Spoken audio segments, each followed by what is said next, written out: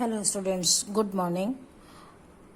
आज हम आपको कक्षा 10वीं पाठ 1 संसाधन और विकास के बारे में बता रही हूँ। कल मैंने आपको संसाधन किसे कहते हैं और संसाधनों का वर्गीकरण इसके बारे में समझाया था। आज हम देखते हैं संसाधन और विकास। प्राकृतिक संसाधन विकास के मूल आधार है, क्योंकि कृषि, खनन, निर्माण तथा ऊर्जा क्षेत्र में उत्पादन बड़े तौर पर प्राकृतिक संसाधनों पर निर्भर करता है। अर्थव्यवस्था के अन्य क्षेत्रों भी विभिन्न स्तरों पर प्राकृतिक संसाधनों पर ही निर्भर होते हैं। इन संसाधनों के उपलब्ध कराने में की पर्यावरण की क्षमता को पर्यावरणीय स्रोत प्रकार्य अर्थात इन्वायरमेंट सोर्सेज फंक्शन कहा जाता है। ये कार्य उस समय अधिक शिथिल हो जाता है जब संसाधनों का अत्यधिक दोहन हो जाता है या प्रदूषण संसाधन को बिगाड़ देता है। अगर हम अनवीकरणीय संसाधनों का नियंत्रित उपयोग न करें या नदी नालों व हवा को प्रदूषण से न रोकें तो जल्द ही विकास के लिए जरूरी संसाधन नहीं मिलेगा और विकास में रुकावट आ जाएगी। इसे विकास में ऐसा मार्ग अपनाना होगा जो प्राकृतिक संसाधनों को लंबे समय तक स्वस्थ स्थिति में उपलब्ध रखे। विकास और खुशहाली को लंबे समय के लिए अर्थात टिकाऊ बनाए रख पाए। इसी को टिकाऊ विकास या टिकाऊ खुशहाली कहते हैं। संसाधनों को बनाए रखने के लिए हमें आवश्यक है कि हम संसाधनों का सीमित और सुरक्षित उपयोग करें। इस प्रकार का मार्ग अपनाएं जिससे कि संसाधन वर्तमान और भविष्य दोनों के लिए ही सुरक्षित रूप से हमें प्राप्त हो।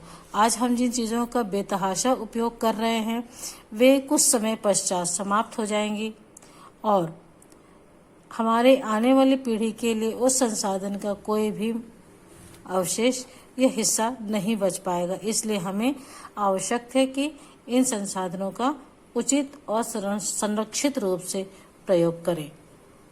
तभी हम संसाधन और विकास को लंबे समय तक अपना आधार बना पाएंगे। इसका मतलब यह है कि विकास और प्राकृतिक पर्यावरण के बीच विरोधाभास हो, यह जरूरी नहीं है। न ही विकास के कारण संसाधन हमेशा के लिए नष्ट किए जाएं। अगर हम अपने पर्यावरण को बेहतर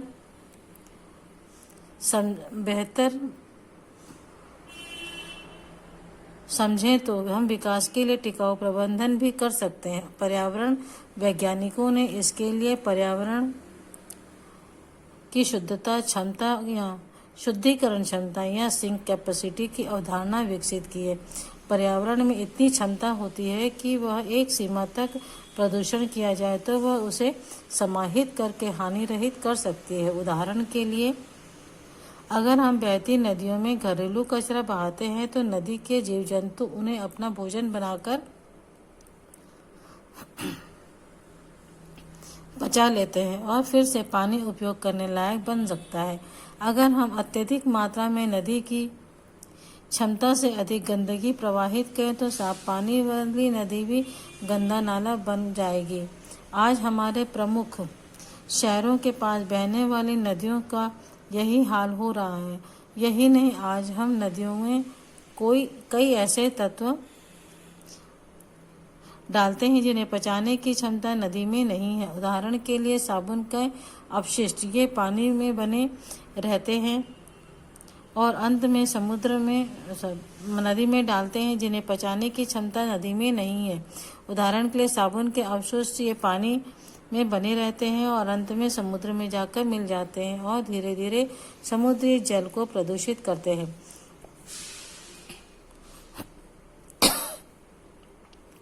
गांव में लकड़ी से जलने वाले चूल्हे और फैक्ट्री से निकलने वाले धुएं की तुलना करें तो चूल्हे में निकलने वाला धुआं की मात्रा नवीकृत होने की क्षमता से कम होती है, किंतु फैक्ट्री से अधिक और निरंतर धुआं निकलता रहता है। जो नवीकृत होने की मात्रा से अधिक हो तो वायु प्रदूषित हो जाएगी। इसका अर्थ यह नहीं कि फैक्ट्री हमेशा वायु को प्रदूषित करेगी ही।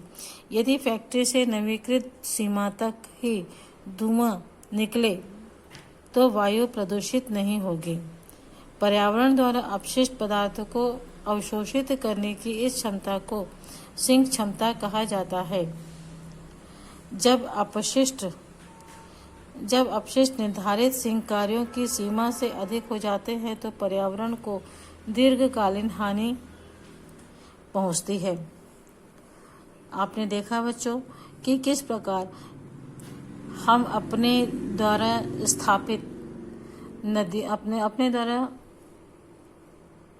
निकाले गए कचरे और धुएं, धूल, फैक्ट्रियों द्वारा निकला हुआ धुआं आदि से अपने पर्यावरण को हानि पहुंचाते हैं। हमारे पर्यावरण में इस प्रकार की क्षमता होती है कि वह एक सीमा तक प्रदूषित होने पर स्वतः ही शुद्ध हो जाता है। जैसे हवा है, हवा में यदि एक सीमा तक धुआं आए, डाला जाए या निकले, घर से निकलने वाला धुआं जो है वह एक सीमा तक यदि जाए हवा में तो वह उसे हवा शुद्ध कर सकती। किंतु लगातार फैक्ट्रियों से निकलने वाला केमिकल युक्त धुआं या लगातार धुआं जो फैक्ट्रियों से लगातार निकलता रहता है वह पर्यावरण को शुद्ध करने की क्षमता नहीं रखता है।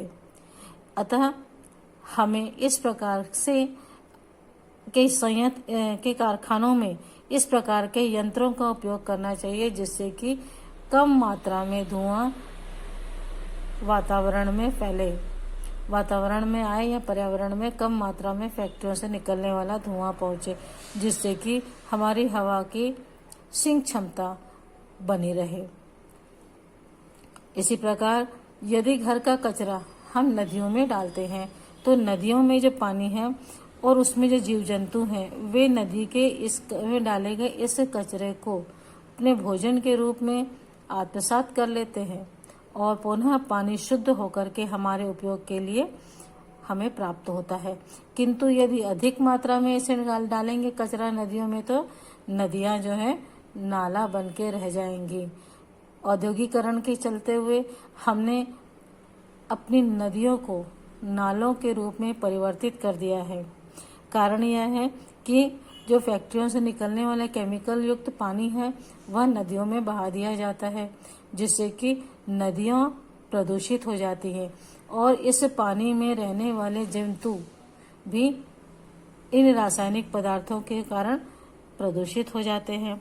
और जब हम इन प्रदूषित जीव जंतुओं को, मांसाहारी जंतुओं को हम अपने भोजन में इस्तेमाल करते हैं तो वह भी केमिकल युक्त, उनके अंदर जो केमिकल पाया जाता है वह हम तक पहुंचता है और हमें भी अस्वस्थ कर सकता है।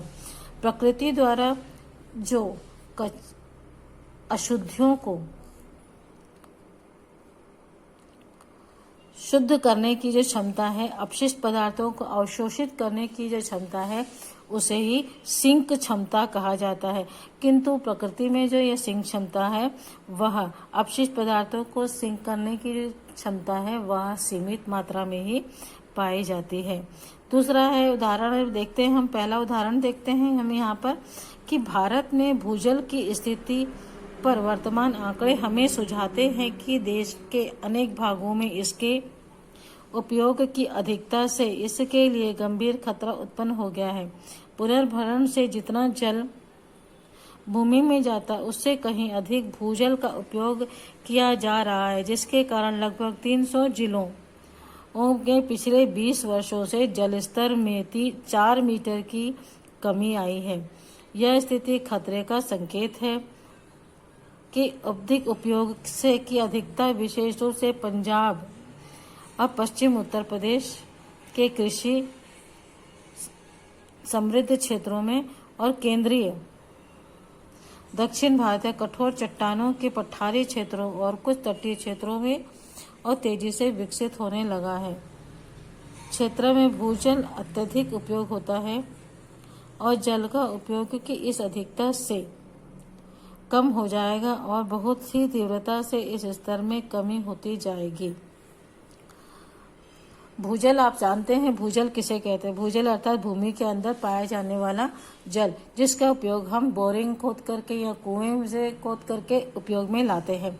पिछले 20 वर्षों में लगभग 300 जिले ऐसे हैं हमारे देश के जिसमें भूजल की मात्रा में कमी आई है, और यह कमी कोई बहुत छोटी नहीं बल्कि 4 मीटर की कमी आई है। अर्थात भूजल जो पहले था उसमें आज 4 मीटर नीचे तक और अधिक कुआं या बोरिंग खोदना पड़ता है, तब हमें पानी की प्राप्ति होती है।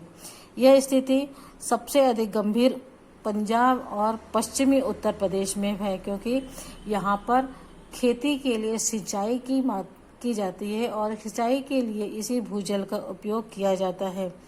और दक्षिण भारत में क्योंकि कठोर पठारी चट्टानें हैं और इन चट्टानों में कुछ तटीय क्षेत्र और तेजी से विकसित होने के कारण इसका अत्यधिक उपयोग कर रहे हैं। अत्यधिक उपयोग के कारण जल जो है नीचे और नीचे जाता जा रहा है। अगर इसी स्थिति से, इसी तीव्रता से जल नीचे जाता रहा, भूजल की मात्रा, इसका स्तर नीचे जाएगा, तो एक समय ऐसा आएगा कि हम भूजल प्राप्त नहीं कर पाएंगे। दूसरा उदाहरण देखते हैं। भारत में कीटनाशकों का कुप्रभाव एंडोसल्फान कीटनाशक में देखा गया है।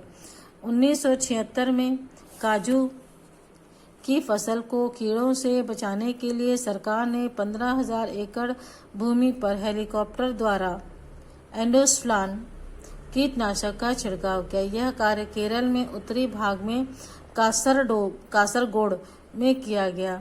इस उपचार कार्य में 25 वर्षों तक जारी रहने के कारण वायु, जल और संपूर्ण पर्यावरण इस कीटनाशक से बुरी तरह प्रभावित हुआ। इसके परिणामस्वरूप 11 ग्राम पंचायतों के लोगों में, मुख्य रूप से कृषि श्रमिकों में गंभीर स्वास्थ्य समस्याएं उत्पन्न हुई।